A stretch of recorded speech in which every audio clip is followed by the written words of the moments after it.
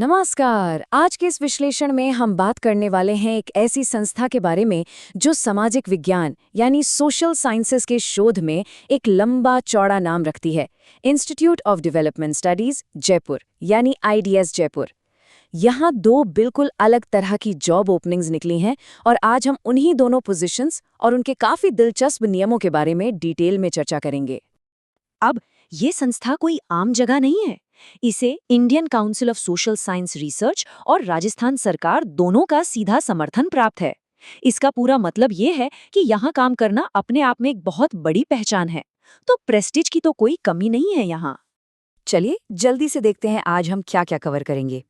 पहले आईडीएस जयपुर का थोड़ा बैकग्राउंड, फिर पहली पोस्ट ऑफिस असिस्टेंट, उसके बाद दूसरी पोस्ट अकाउंट्स एग्जीक्यूटिव।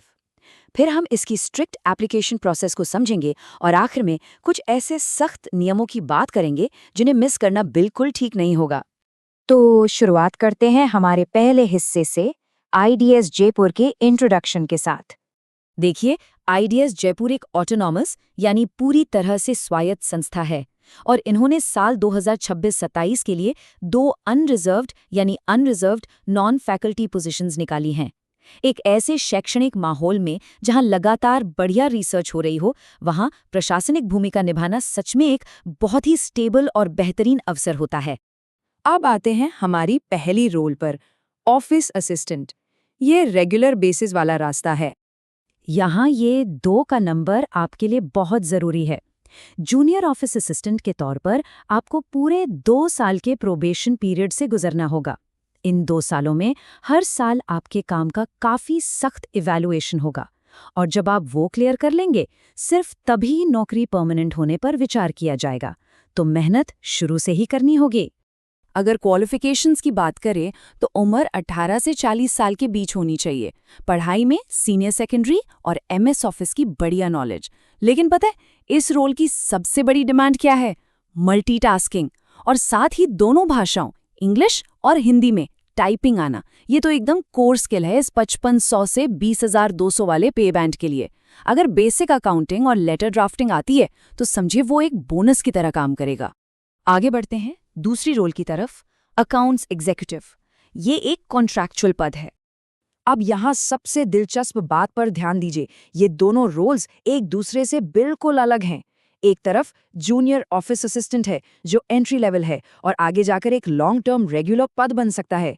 वहीं दूसरी तरफ अकाउंट्स एग्जीक्यूटिव है। ये पोस्ट शुरुआत में सिर्फ 11 महीने के कॉन्ट्रैक्ट पर है, लेकिन इसमें पूरे इंस्टीट्यूट के फाइनेंस को मैनेज करने की बहुत ही हाई स्टेक जिम्मेदारियां शामिल हैं। क्योंकि ये एक सीनियर और डिमांडिंग पोस्ट है तो इसका पैकेज भी उसी हिसाब से काफ़ी आकर्षक रखा गया है। 62,000 रुपये की कंसोलिडेटेड राशि और उसके साथ प्रोविडेंट फंड। ये ज़बरदस्त पे स्ट्रक्चर ही अपने आप में बताता है कि एक टेम्पररी पद होने के बावजूद आखिर इसमें इतनी कड़ी क्वालिफिकेशंस क्यों मांगी गई हैं। तो इस पोस्ट के लिए आखिर चाहिए क्या? फर्स्ट क्लास बीकॉम या एमकॉम के साथ 5 साल का सॉलिड एक्सपीरियंस और हाँ, आपको EPF, CAG audit, GST, income tax और टैली की एकदम पक्की समझ होनी चाहिए। अगर आप सीए, सीएस या सीएफए हैं तो वो एक बहुत बड़ा प्लस पॉइंट होगा। और एक महत्वपूर्ण बात, आपका पिछला सर्विस रिकॉर्ड एकदम क्लीन होना चाहिए, क्योंकि इस पोस्ट पर आप सीधे इंस्टीट्यूट के सेक्रेटरी को रिपोर्ट करेंगे। तो अब जब हमने दोनों रोल समझ लिए हैं, चलिए एप्लीकेशन प्रोसेस यानी आवेदन प्रक्रिया और डेडलाइंस पर एक नज़र डालते हैं। इसका आवेदन करने का तरीका थोड़ा ओल्ड स्कूल है और आपको स्टेप्स ठीक से फॉलो करने होंगे। स्टेप 1, इनकी ऑफिशियल वेबसाइट से फॉर्म डाउनलोड कीजिए। स्टेप 2, अपने सभी ज़रूरी सर्टिफिकेट्स को सेल्फ अटेस्ट करके उस फॉर्म के साथ लगाइए। और स्टेप 3, इसे स्ट्रिक्टली सिर्फ और सिर्फ स्पीड पोस्ट या रजिस्टर्ड पोस्ट के जरिए ही भेजिए। एक और ज़रूरी बात, आप जिस भी पोस्ट के लिए अप्लाई कर रहे हैं उस बंद लिफाफे के ऊपर उसका नाम एकदम साफ साफ लिखा होना चाहिए। अब टाइमलाइन थोड़ी ध्यान से सुनिएगा। ये विज्ञापन 16 मई को आया था और आवेदन भेजने के लिए सिर्फ 15 दिन का स्ट्रिक्ट टाइम दिया गया है। अगर हम मान लें कि आज 18 मई है तो फिजिकली पोस्ट भेजने के लिए आपके पास वक्त बहुत ही कम बचा है। ये छोटी सी विंडो बहुत तेज़ी से बंद हो रही है। और हाँ, सिलेक्ट होने पर ऑफर लेटर मिलने के 15 दिन के अंदर ही ज्वाइनिंग करनी होगी। आवेदन के साथ कौन कौन से डॉक्यूमेंट्स चाहिए होंगे? डेट ऑफ बर्थ प्रूफ, आपकी मार्कशीट्स, एक्सपीरियंस सर्टिफिकेट्स, और अगर आप कहीं और ऑलरेडी काम कर रहे हैं तो वहां से नो ऑब्जेक्शन सर्टिफिकेट और कैरेक्टर सर्टिफिकेट। एक और प्रो टिप देता हूं, ज्वाइनिंग के टाइम पर तुरंत एक पुलिस वेरिफिकेशन सर्टिफिकेट और किसी सरकारी अस्पताल से मेडिकल फिटनेस सर्टिफिकेट देना कंपलसरी होगा, तो इसके लिए पहले से मेंटली तैयार रहिएगा। अब आते हैं सबसे आखिरी और सबसे अहम हिस्से पर, सफलता के जरूरी नियम और कुछ ऐसी गलतियां जो आपको बिल्कुल किसी भी हाल में नहीं करनी है। क्योंकि टाइम कम है तो एक सवाल तुरंत दिमाग में आता है ना, कि क्या फॉर्म को फटाफट ईमेल कर दें या वक्त बचाने के लिए खुद ऑफिस जाकर बाय हैंड दे आएं? आइए इस बड़ी कंफ्यूजन को हमेशा के लिए दूर कर देते हैं। इसका सीधा सा जवाब है एक बहुत ही बड़ा और सख्त नहीं।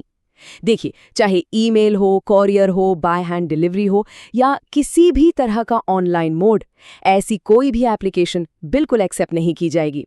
इंस्टीट्यूट अपने नियमित पेपर ट्रेल वाले पुराने तरीके पर पूरी तरह से अडिग है, तो बस स्पीड पोस्ट या रजिस्टर्ड पोस्ट पर ही भरोसा कीजिए।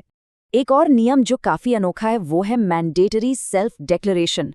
फॉर्म के साथ आपको एक फॉर्मल डिक्लेरेशन देना होगा कि आप किसी भी तरह के नशे, जिसमें तंबाकू और शराब दोनों शामिल है, उनका सेवन बिल्कुल नहीं करते। खैर, शायद इंस्टीट्यूट चाहता है कि उनका नया अकाउंट्स एग्जीक्यूटिव बैलेंस शीट मिलाते वक्त पूरी तरह से होश में रहें। पर मजाक अपनी जगह है, ये सीधे तौर पर दिखाता है कि संस्था स्वच्छ और अनुशासित लाइफस्टाइल को लेकर कितनी गंभीर है। और बात सिर्फ डॉक्यूमेंट्स तक सीमित नहीं है, फॉर्म को भरने के तरीके पर भी पूरी नजर रखी जाएगी। किसी भी खाली जगह पर डैश या डॉट लगाना सख्त मना है। अगर कोई कॉलम आप पर लागू नहीं होता तो वहां पूरे अक्षरों में NA, नो या निल लिखना होगा। ध्यान रखिएगा, एक छोटा सा डैश भी नियमों का उल्लंघन बन सकता है। छोटी छोटी बातों का बड़ा असर पड़ता है यहाँ। तो ये थी आइडियाज जयपुर की 2 अलग अलग करियर अपॉर्चुनिटीज और उनके काफी स्ट्रिक्ट नियम।